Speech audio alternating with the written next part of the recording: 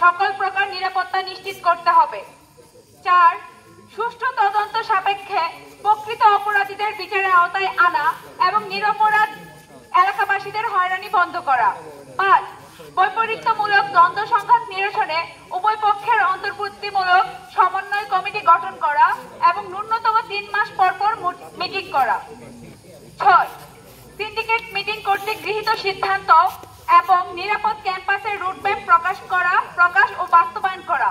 7 শিক্ষার্থী আহতের ঘটনায় প্রশাসনের ব্যর্থতার দায় স্বীকার করে নিয়ে প্রক্টোরিয়াল বডিকে প্রকাশ্যে ক্ষমা চেয়ে পদত্যাগ করতে হবে।